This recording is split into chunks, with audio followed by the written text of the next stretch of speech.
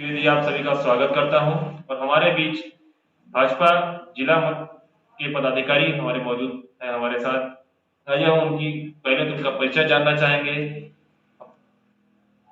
चंद्रिका प्रसाद बैस, जिला उपाध्यक्ष भाजपा ओबीसी मोर्चा। योगेंद्र द्विवेदी, पूर्व मंडल अध्यक्ष भारतीय जनता पार्टी मंडल गुरु। अरुण पांडे, गोरवे मंडल महामंत्री। मैं अब जानना चाहूंगा हमारे महामंत्री जी से कि अभी जो कोरोना की महामारी के चल रही है उसके बारे में आप क्या कहना चाहते हैं।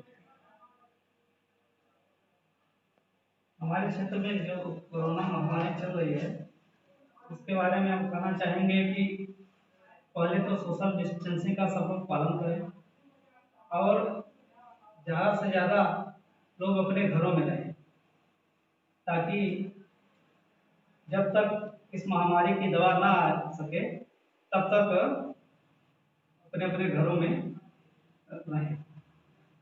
अभी आपके साथ ही आपके क्षेत्र में कई सारे लोग जो बाहर से शहरों में और कई सारे जिलों में रहते थे वो पलायन कर अपने अपने घर आ रहे हैं।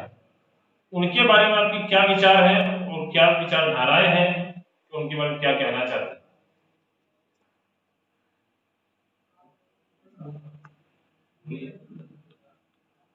जो लोग अभी बाहर से, कुछ लोग मजदूर, कुछ पढ़ने वाले लड़के अभी अपने क्षेत्र में लगभग 2 महीने से निरंतर एक एक दो करके आ रहे हैं, उनको वर्तमान में तत्काल में 14 दिन के लिए संस्थागत क्वारंटाइन किया जाता है। क्वारंटाइन के बाद उनकी जांच कराने के उपरांत उनको घर भेजते हैं। और जो लोग मजदूर हैं, बाहर से जो काम करने गए थे, वो अगर वापस आते हैं उनके लिए रोजगार गारंटी के माध्यम से रोजगार देने का प्रयास किया जा रहा है, जो लोग रोजगार के लिए इच्छुक हैं। और जो विद्यार्थीगण बाहर से आ रहे हैं उनको अपने घर में ही लॉकडाउन का इंतजार कर रहे हैं, जैसे खत्म होगा फिर अपनी पढ़ाई के लिए अपने अपने गंतव्य स्थान पर जाएंगे। और जो मजदूर बाहर से आके यहाँ क्वारंटाइन रहते हैं उनके लिए सरकार के द्वारा खाद्यान्न उपलब्ध कराया जा रहा है। 10 किलो चावल, दाल और सैनिटाइजर, साबुन, इन सब चीजों का व्यवस्था की जा रही है। उनको लगातार समझाई दी जाती है कि आप लोग क्वारंटाइन का पालन पूर्ण रूप से करें, जिससे कि संक्रमण बाहर न फैले। और गांव में हम लोग जहाँ कहीं भी घूमते हैं तो लोगों को यही सलाह देते हैं कि मास्क लगाकर चलें। ज्यादातर बहुत अति आवश्यक हो तभी घर से बाहर निकले। अगर बाहर निकलते भी हैं तो सोशल डिस्टेंसिंग का निरंतर पालन करें, जिससे कि संक्रमण को फैलने से रोका जा सके। और मैं आप सभी से एक छोटी सी जानकारी और चाहूंगा कि हमारे साथ अभी कई सारी युवा पीढ़ी बेरोजगार घूम रही है। उनके रोजगार की व्यवस्था या उनकी रोजगार की जो सुविधाएं हैं उनके लिए आपके क्षेत्र में, जैसे आपने भी महामंत्री साहब ने बताया कि वो गोरवी मंडल के महामंत्री हैं और हमारे साथ पूर्व मंडल अध्यक्ष भी बैठे हुए हैं। आप दोनों से मेरी एक दरख्वास्त है कि आप बताएं कि युवाओं के रोजगार के लिए क्या कहना चाहते हैं। अपने क्षेत्र में कृषि प्रधान क्षेत्र है। ज्यादातर लड़के अपने खेती बाड़ी के काम में व्यस्त रहते हैं, लेकिन कुछ पढ़े लिखे युवा बेरोजगार हैं अपने क्षेत्र में। उनके लिए हम लोग निरंतर अपने स्तर पर प्रयास करते हैं कि जो बाहर से आ रही है वो भी हटाने वाली कंपनियां, उसमें उन लोगों को काम मिल जाए, जिससे उनका रोजगार चले। बगल में हिंडाल्को कंपनी है, इसमें भी कुछ लोगों को रोजगार देते हैं, उसमें भी हम लोग निरंतर प्रयास करते रहते हैं, कुछ लोग उसमें एडजस्ट हो जाए। और बाकी बेरोजगारी की तो एक देशव्यापी समस्या है और इस समय लॉकडाउन की वजह से बेरोजगारी थोड़ी बढ़ी है, एक दिक्कत तो चल रही है। अब इसके लिए आगे कुछ न कुछ समाधान निकाला जाएगा सबके प्रयास से।